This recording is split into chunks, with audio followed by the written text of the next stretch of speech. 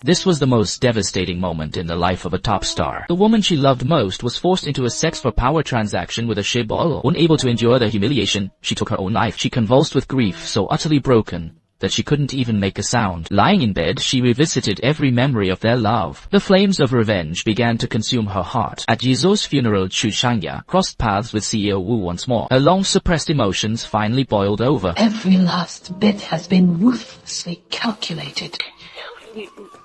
As a confrontation broke out in the morning hall, Bang Tai-cop stepped forward to intervene. This was the very first time their paths had crossed. The reason Bang Tai-cop decided to act was because he knew exactly why Jisoo had ended her life. On that fateful night, Bang Tai-cop, then a low-level prosecutor, witnessed everything while posing as a driver. Jisoo had been treated like a commodity by CEO Wu, used as a pawn in a sex-for-power transaction. Having lost his father to a corrupt legal system, Bang was driven by a thirst for revenge. Sensed that this was a once-in-a-lifetime opportunity, Bang Tai-cop began to gather intelligence on CEO Wu in the shadows. He discovered the man was long allied with Chairman John through a web of corruption. Behind the scenes, they amassed a fortune by threatening and blackmailing female artists. Shangya's mental health began to spiral. She even descended into a severe case of anorexia. Often in the dead of night, she would lean over the toilet vomiting violently. To prevent her from doing anything drastic, CEO simply placed her under house arrest in her apartment. This was the first time Chu Shangya met Park Jae-sang. He was the bodyguard sent by CEO Wu Boot. This so-called protection was nothing more than surveillance in disguise. Chu Shangya numbed her pain with alcohol every day,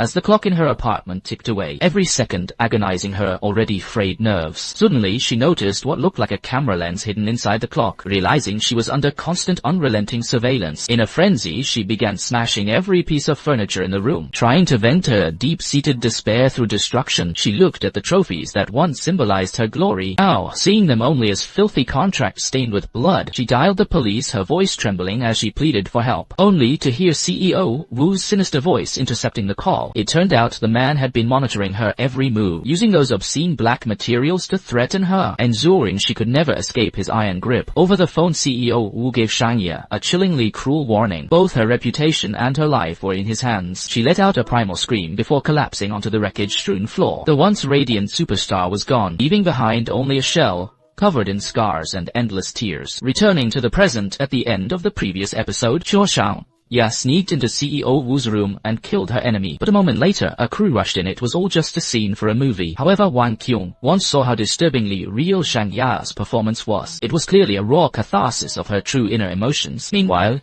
during an interview with Choi Ji-ho's, Park Jae-sang finally revealed the truth behind the murder. Jae-sang recalled the night of Shangya's suicide attempt, when he saved his dying goddess from the brink. In that moment, lying in his arms with empty eyes, Shangya spoke of the loneliness following her mother's early death, and her desperate longing for a life of dignity. Exploiting his devotion, she gazed at him with feigned affection. She claimed she would devote the rest of her life to him, as long as Representative Wu disappeared from this world forever. If it were someone as young and naive as Jae-sang, he wouldn't hesitate to give everything. This fatal temptation caused Jae-sang to lose all sense of reason, and he willingly became a pawn in her game. Ironically, once Jae-sang was imprisoned for this trope, Sang turned around and threw herself into the arms of a more powerful man. When Jae-sang learned of Sang-a's marriage to Bang Tai-cop, the rage of betrayal drove him to reveal his final trump card, which documented the truth behind all those sordid deals, intended to fully unmask the couple's hypocrisy in court. Meanwhile, Bang Tai-cop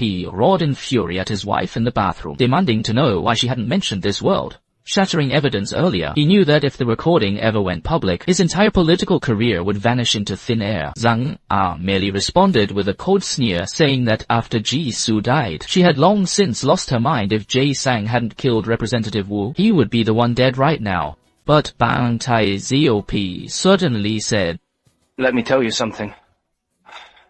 It turns out, Bang Tai-cop's investigation revealed that when Representative Wu orchestrated those sex-for-power transactions, that kept secret evidence to blackmail the chaebols, ensuring he could always get what he wanted. After being blackmailed by Representative Wu, Yuan Zemin had already ordered a professional hitman to strike that night. Bloodstain analysis proved that besides Jae-sang, there were DNA traces of another man at the scene. It turns out that when Park Jae-sang stabbed Representative Woo, he wasn't actually dead yet. Then a killer snuck into the room to deliver the final fatal blow. This murder was a power struggle between multiple factions from the very start, and Jae-sang was merely the most disposable scapegoat. Once Bang Tae-seop uncovered the truth, he chose his own interests and covered everything up. Armed with the blackmail material he'd collected from Representative Woo, he arranged a private meeting with Sangha, proposing they join forces to achieve their respective ends. Sangha also understood that even with Representative Woo dead, there would always be others like him if she wanted to survive in this industry. She had considered leaving the entertainment world, but the thought of Jisu's death made her abandon that idea. Even though Tae-seop piled dirt on her, Sangha still wondered just how he intended to protect her. Momo no chikara ga nandai, choto akatu shite. Mohiwan puryodo, sokon konshinin, sengen nandeso. Guzil got my two of Suning Moguduji Chune, Peter on me, and Bantai Seop that one in our road. If they joined forces, they would eventually wield more power than any Shibo. Furthermore, he promised Sangha that every scandal involving her would be taken to his grave. Back in the present, Bang Tae-seop finally confesses everything. Sangha finally realizes it was Chairman Kwan who had Representative Woo killed. Tae-seop has kept the evidence from back then, biding his time to take down the Dapayor group. Devastated by the truth, Sang breaks down.